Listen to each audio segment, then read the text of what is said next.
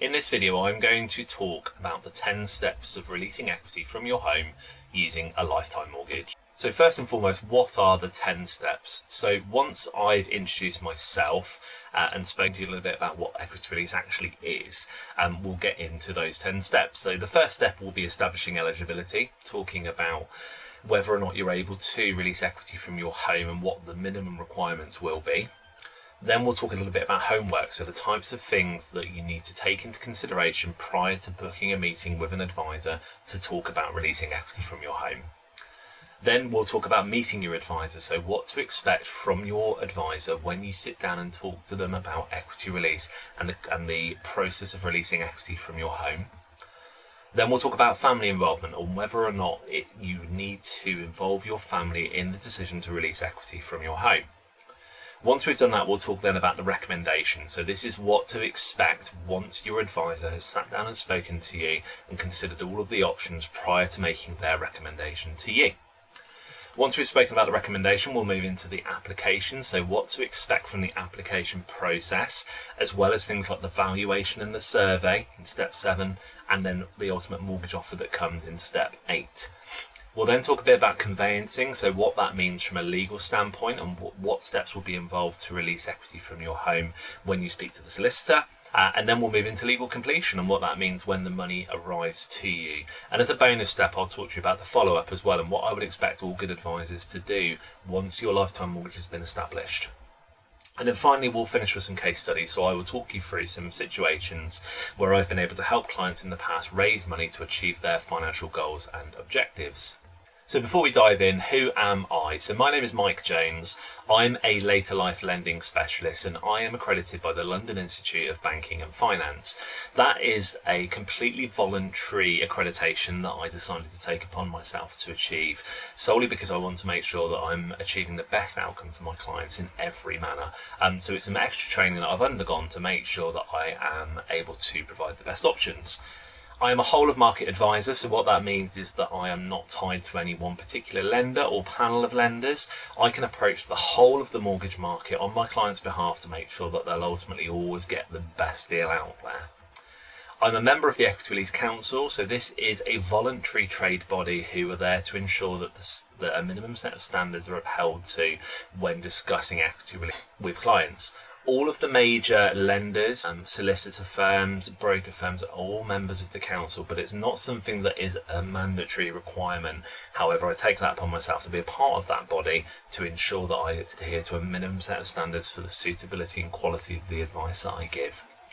And then finally, I'm not part of a corporate entity, and for me this is probably one of the most important things because my background is in retail banking. I did 15 years working for retail banks, and probably the main reason I left that world is because ultimately all of the decisions that were made were of the benefit of that business.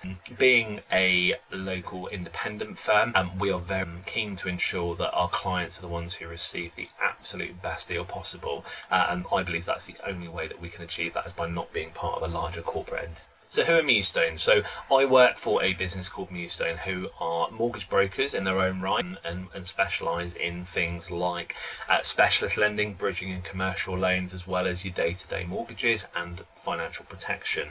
Mewstone Later Life was founded as a result of the growth of that business, and Mewstone Later Life Lending offer independent mortgage advice for borrowers over the age of 50. So whilst, and I'll come on to this shortly, whilst there is a minimum age for equity release, we specialise in lending products for borrowers over the age of 50. So if the options and the concept of equity release isn't one that perhaps suits you or suits your needs, there are other financial products out there that can still achieve a similar result, and there are other videos that I can share with you that show you the steps in the processes to obtaining those as well.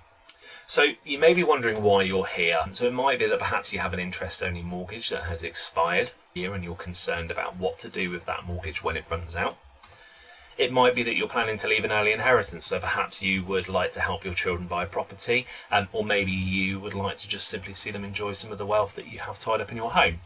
It might be that you are thinking about retiring, or you're close to retirement, or even you have retired, and you realise that your pension income isn't enough to be able to achieve the lifestyle that you want, and you're asset rich and cash poor. Perhaps you want to raise some money to help supplement your income, and that's absolutely one of the reasons why people release equity from their home.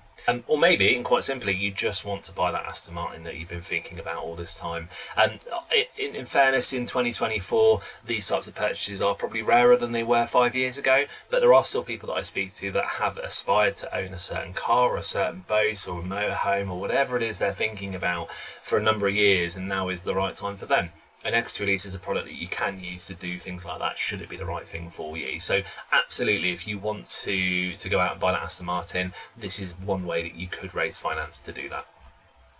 Throughout the course of this video, I'll talk to you about our free guide. So we have a free guide available to you, which you can download instantly, which will tell you a little bit more about all of the different later life options that are available to you. And if you'd like a copy of the guide, head on over to our website or check the link in the comments below for an opportunity to obtain one of these guides. So let's talk about equity release then. So equity release is a mortgage. That's pure and simple. It is just a mortgage that's designed for borrowers over the age of 55. It gives you the option to service the interest, or you can roll that interest up. It's charged either way. You're not going to get it for free, but lenders will allow you to service the interest on all of the plans that are out on the market, and that has been the case for a couple of years now. So there are no products in the equity release market that don't give you the option to service that interest on a regular basis. Obviously, if you decide not to service that interest, then the debt will accumulate over time. That could then have an impact on the value of your estate, on your movement to long-term care or passing away. So it's definitely something to consider when you're making your decision on what to do with your interest. But you are in a position where you as a client can choose to service the interest or allow it to roll up over time. There's no fixed term with equity release, so it is what's known as a lifetime mortgage. So that means that you can remain in your home until you need long-term care or when you pass away. You could choose to pay this money back voluntarily during the lifetime of the mortgage, and there are always options to be able to do that. But if you decide that you're going to take an equity release or a lifetime mortgage for the duration of your life, you will remain in the property and you will be not tied to any particular mortgage term for the duration of that arrangement. And another really, really important part of equity release is that the cash release is tax-free. So you will not pay any form of tax for the money that you borrow from your property. It will be free of tax. And as I mentioned earlier, the property remains your home for life. So you won't be in a position where you're forced to sell your property to a lender or rent it back. You will be like if you had a mortgage on a property with a typical high street lender. You will be the sole owner of the property, with that lender taking a charge over the property for the duration of your lifetime mortgage, so you will always remain the owner of your home. So let's move into the steps to release equity from your home. So the first step is to establish your eligibility. So to qualify for equity release, you must be over the age of 55. As I mentioned earlier, there are some borrowers that are 50 to 55 who have a need to borrow money, and there are some other products on the market that are able to do that, and I work across all of these different financial products. So if you check the link in the comments below, there are some alternative videos that just show some of the other steps that you can take as a borrower aged between 50 and 55 to release equity from your home. But for equity release, the entry point is 55 of the youngest applicant. You need to own your home, or you need to purchase a home with the funds that you borrow. So one of the most popular myths that I come across is I can't buy a property with equity release, and that's simply not the case. It's like any other style of mortgage, a borrowing product. It's secured lending, and you can borrow money to purchase a property, and the equity release would be secured against the property that you are purchasing. And as I mentioned, if you're between 50 and 55, there could be other options for you, so don't be disheartened if you're not quite there. It could be that you defer until such time that you're eligible for equity release, or you could explore some of the alternative options out there if you're in that age range. So step 2, let's talk about homework. So obviously you're doing some homework now because you're watching this video, but if you're considering equity release, the sorts of things you should be thinking about are how much you need, what you need it for, and when you need it. That's probably the most important one. So how much you need is really important, because a good advisor will do their absolute utmost to ensure that you only borrow what you absolutely need. And to do that, they need to know what you plan to do with that money. So for example, if you're planning to do home improvements and you need to borrow £20,000, there's a good chance that the advisor will ask you questions like, what are you going to spend that £20,000 on? Have you had estimates for the work you're planning to do? And this is all because they're trying to make sure that you only borrow what you absolutely need. They may also ask you some questions about when you need that money, because if you're planning to raise money for multiple purposes and perhaps you're going to do your home improvements in a couple of years' time, it might be that the advisor talks to you about something called drawdown, which is the opportunity to borrow some money initially and then borrow some money in the future from a predetermined pot of money. And again, in order to be able to make a suitable recommendation to you, they need to understand when you plan to achieve your goals. So have in the back of your mind how much you're looking to raise, what you're looking to raise it for, and when you need access to that money prior to sitting down with your advisor. They may also ask you how much your property is worth, and the reason they'll ask you that is because the amount of money that you can borrow is determined on your age and the value of your property. So it might be that perhaps you have a local estate agent appraise your home prior to meeting an advisor. It could be that you do some research online, so using services like Zoopla or Rightmove to work out how much your property is worth prior to meeting your advisor. It would be a really, really great idea to compile a list of what you earn and spend, or perhaps bring a bank statement to the meeting with you. And a good advisor will sit down and talk through your income and expenditure to understand your disposable income position. The reason these questions are asked typically is to see how much money you have left at the end of each month, whether or not you could perhaps save that money over a period of time to achieve your goal, or maybe they then gives you options to service the interest or the capital if you are in a financial position to do so. So having a bank statement to hand is a really, really good way of having all that information quickly to hand to be able to speak to your advisor about, to make sure that they can make the right recommendation for you. And another good thing to do is to keep a list of all the things you'd like to discuss with the advisor. Your advisor will typically follow a process in terms of the questions that they ask you, but a good advisor will always give you an opportunity to ask your own questions first, so that you can get those out of the way and you can understand all of the things that you're lacking in knowledge on right from the get-go, so you're not worried about them throughout the remaining course of the meeting. So it's a great idea to keep a little list to one side of the things that you want to get out of the meeting. So step 3, let's talk about meeting your advisor. So when you're meeting your advisor, the likely things you'll discuss are your financial goals and objectives. So as I mentioned before in step 2, they will ask you questions about what it is you plan to achieve, when you want to achieve it, and how much it will take you to achieve those goals. They'll talk to you about some of the different options that are available. So there are a whole host of borrowing and non-borrowing alternatives to equity release. So it could be things like using your savings, drawing from pension, considering a more conventional style of mortgage, or even things like grants or means tested benefits as an alternative to borrowing money. So a good advisor will sit down and talk through all of these different options and alternatives with you to fully understand your financial picture, so that they can make a suitable recommendation to you.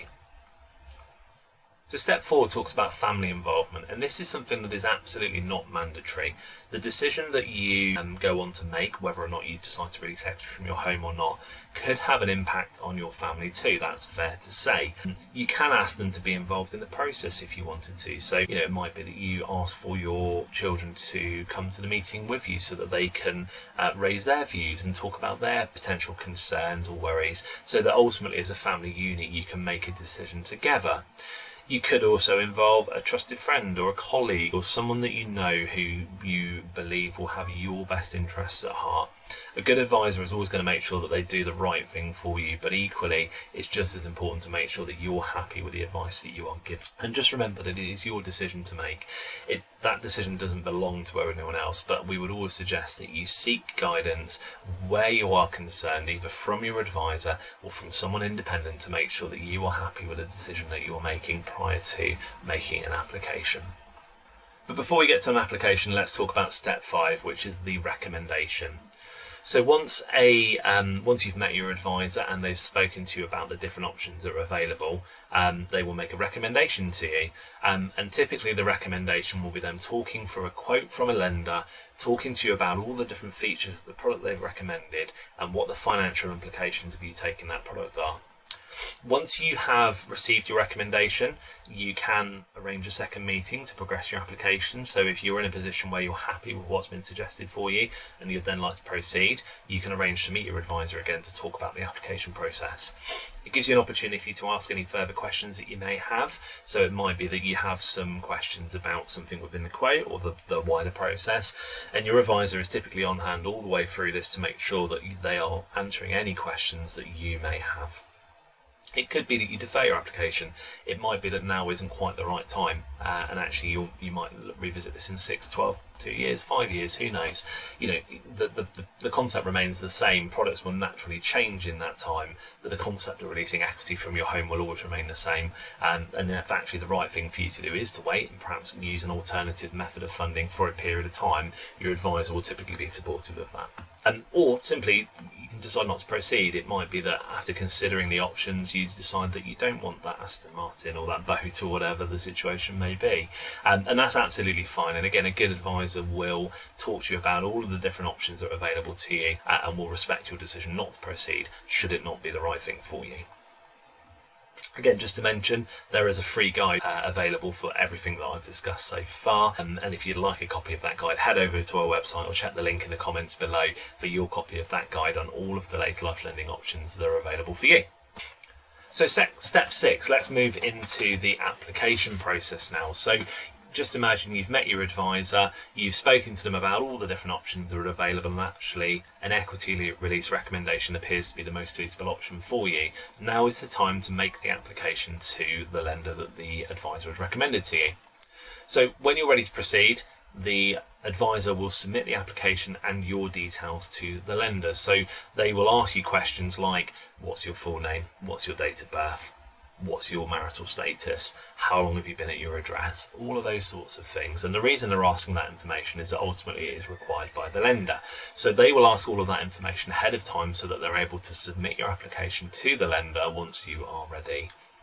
They will liaise with the solicitors and the valuers on your behalf, so they will be the glue, if you like, that holds everything together, and they will be in constant contact with all of the relevant parties to make sure that your application goes as smoothly as possible. And whilst all that's happening, a good advisor will continue to monitor the market for you. So I will check my clients' deals every week to make sure that they're on the best possible rate. And sometimes it might be that we start an application with one lender and then we move to another. And that is absolutely fine, because ultimately if it means that you get the best deal that's available to you, then that means that it's the right thing for you. So a good broker will continue to monitor the market for you to make sure that you're always on the best deal right up until completion, and in some cases beyond as well. And again, a good advisor is there to make sure that they're on hand to give you the best outcome possible. So they're always striving to make sure that you're ultimately happy with the decision that you've made. So moving into section 7 now, let's talk about the valuation or survey. So the lender will instruct the valuer, and the valuer's job is to visit your house on behalf of the lender and give their professional opinion on its value. They're not there to take into account the sentimental value that your property might have for you. They are there to say to the lender how much your property would be worth if the lender was in a position where they had to resell the property. Often they'll compare it with other local properties and their value, and they'll look at properties that are perhaps in a better or worse condition than yours, and they'll give their professional opinion on its value based on all of the information and a visit to your home to make a decision for lending. If this applies, there could be some urgent repairs that they identify. So if, for example, you had a damp problem, it's likely that the lender's valuer would then report that back to the lender, and the lender may ask for further information, or they may ask for further surveys as a result of what their valuer has reported back to them, to make sure that there's suitable security for them to lend against. But ultimately, the thing to remember here is that the valuer is there for the benefit of the lender rather than yourself. So moving into step 8, so lenders instructed a valuer, the valuers come out to you, they're happy with your property, no problems with it, they're now ready to make a mortgage offer. So this is the point where your advisor will typically get back in touch with you to let you know that the mortgage offer has been granted and the amount of money that you're looking to borrow has been approved. And they'll discuss the lender's offer with you, so they'll talk you through that offer, talk you through all of the paperwork to make sure that you're happy and you understand its content. They'll advise you of any material changes, so there are situations sometimes where a property may be valued at less or more than the initial estimate, and if that is the case, they will discuss that with you and how that has an impact on the amount of money that you're hoping to borrow. They will ensure that your solicitor is aware of any special conditions. So going back to the slide before, if there is something in the property's makeup that needs to be addressed, it might be that the solicitor is tasked with ensuring that that work is completed by means of another survey before the money can be released. So if there are special conditions, typically the mortgage advisor will speak with the solicitor and make sure that they are aware of the special conditions that apply. And again, throughout the course of this process, your advisor is there to liaise with all parties to ensure that completion can take place. So they are speaking to the surveyor, they're speaking to the solicitor, they're speaking to the lender themselves throughout the life of this arrangement to make sure that ultimately that you are in a position where you are able to complete and those monies are able to be paid to you. So step 9 then, we'll talk about conveyancing now. So this is the legal process of a lender taking a charge over your property so that the money can be released. So at this stage, your solicitor or conveyancer will be in touch and they will give you independent legal advice regarding the offer that you have received. This is something that is mandated by the Equity Release Council, so you will receive independent legal advice as a result of taking a lifetime mortgage, and they will talk you through the offer to make sure that from a legal standpoint, this is an arrangement that is beneficial to you. They will, as I mentioned before, ensure that any special conditions of the lenders are satisfied, so they will check through that list to make sure that all of those special conditions have been adhered to. And they will provide you with documents to sign so that the lender can then ultimately take a charge over your property in the same way that a mortgage charge would be created. They'll then liaise with the lender solicitor, because the lender will appoint their own solicitor as part of this arrangement to arrange a completion date. And if you have a mortgage at the moment, what they will also do is they will reach out to your current lender to obtain an up-to-date redemption statement so that they know how much your current mortgage is and whether the funds that you have released are enough to be able to cover that mortgage, as only one mortgage can exist on the property, and that would be the lifetime mortgage that you take. So step 10, this is the final step. This is completion. So once you've got to a point where you've gone through all of that paperwork with your advisor, the valuer has come out and the lender has made an offer, the solicitors have worked through the legal work and they've set a completion date, you're now at completion.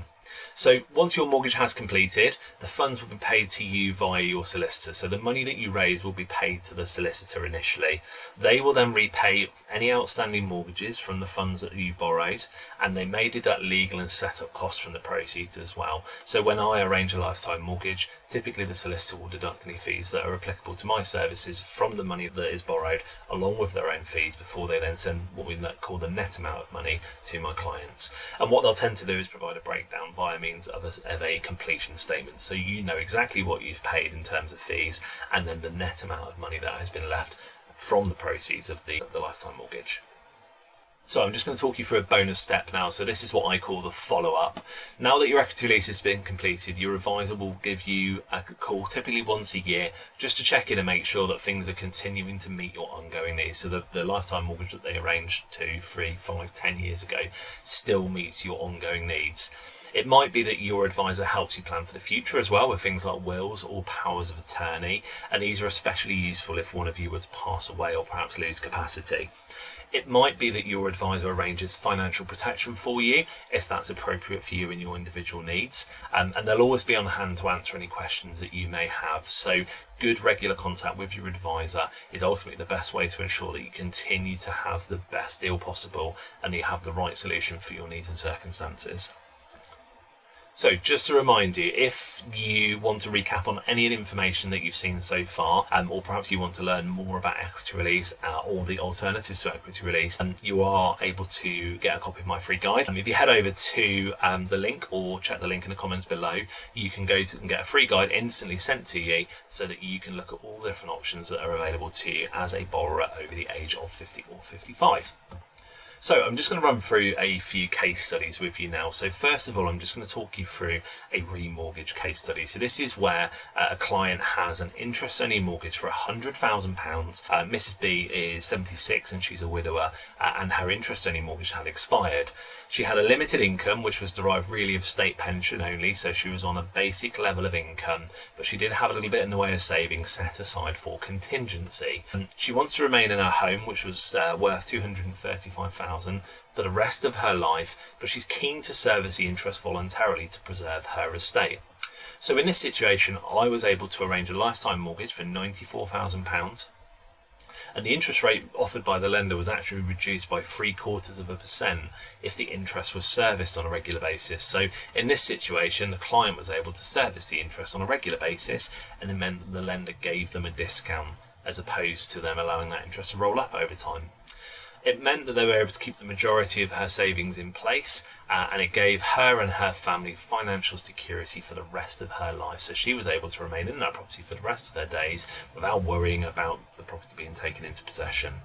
And this is great for her as well because she's on a fixed income and there is no uncertainty of any interest due in the future. And it will always be the same interest rate, it will never change. So if her income does increase over time, the payments will always remain affordable. So the next case study is the Bank of Family, also known as the Bank of Mum and Dad. So in this scenario, Mr. and Mrs. F were 65 and 63 and they want to help their daughter buy her first home. The property is worth $215,000 and they had no existing mortgage of their own, and they were both currently working but wanted to retire. Their plan is to retire in the next 5 years. But they'd like to make the option to make payments and sell the property in the future should they decide that they do want to sell and downsize. They didn't have any savings to fall back on and they were concerned about the cost of living. So in this situation, I was able to arrange a lifetime mortgage for that client for £58,000. This gave them a 25% deposit for their daughter to buy property with. And interestingly, when the money has been raised, it's actually reduced the daughter's interest rate. So because the daughter was able to put in a larger deposit than what might be a typical deposit for a property of 10%, she's been able to put a higher deposit in, and this ultimately reduced her interest rate and her monthly payments as well. So it's kind of a win-win there. There's no affordability assessment needed for the lifetime mortgage. So because the clients were thinking about retiring in the future, their income was not under any scrutiny because a lifetime mortgage isn't assessed for income. And this ultimately means that they had the flexibility then to decide when they retire, as long as they're in a position where they're able to continue making payments if they want to. So it offers voluntary 10% payments. So this client was able to service this interest on this lifetime mortgage for a period of time, but they're in a position where in the future, if they're not able to, or if they simply don't want to service that debt anymore, then they're not obliged to do so. And that is where this differs from a more conventional style of mortgage. And it also offers something called downsizing protection, which means that the client will be in a position in the future where if they want to downsize, they will be able to do so. So there was protection for them as well. Finally, the third case study that I'm going to talk you through is one I like to call grey nomads. So Mr. and Mrs. S, who were both 63, dreamt of owning a motorhome and touring Europe in that motorhome. They're both semi-retired with independent grown-up children. And they're not concerned about leaving inheritance for them. So they've discussed their situation with their children, who are all independent, and their children felt that they weren't in a position where they wanted their parents to leave an inheritance. They wanted their parents to be able to achieve the things that they've always wanted to do. They'd already recently right-sized into a suitable property, so they'd recently moved and weren't planning to move again. But they had some savings and investments, but these were set aside to provide them with income throughout the remainder of their retirement, because being semi-retired, they need to rely on that to get them through their retirement, get them to a point where they have state pension income and beyond. So in this situation, they have a property worth £220,000 and they've been able to raise a lifetime mortgage for £45,000. The interest rate is fixed for life, so there will never be a change in the amount of interest that they pay. And they have the option to repay the entire balance without any penalty after 8 years. So if in their 70s they decide that they are actually in a financial position, they've done the things that they want to do through their retirement, and they're now going to kind of take their foot off the gas a little bit and perhaps relax into retirement a bit more, they have the option to repay this money in its entirety after just 8 years, which when you consider typical mortgage terms, actually 8 years is quite a short period of time. They're guaranteed tenure in their home, so it means that they'll never be in a position where they have to leave their home. They have that lifetime security of tenure, and it doesn't have an impact on their longer term retirement goals because they're not having to draw down on their savings or draw down their investments to fund the purchase of the motorhome. They're instead using the wealth that's tied up in their property to achieve their goals and objectives. So you may be wondering how you get in touch. So perhaps you've watched this video and you thought to yourself, I'd like to learn a little bit more about what I can do and what options I have. If you'd like to get in touch with me, there are a few ways that you can do so. You can head over to our website and you can book a discovery call with me to learn how I can help you achieve your financial goals and objectives. If you'd rather pick up the phone, we have 2 contact numbers at the bottom of the slide there that you can call to get in touch with me to discuss how I can help you achieve those goals and objectives. or you can follow me on socials, Mike Jones, Later Life Lending, and you can reach out to me that way. I hope you found this guide to be useful. Please do reach out to me with any questions that you may have, and look out for other videos in the series soon. Thanks for watching.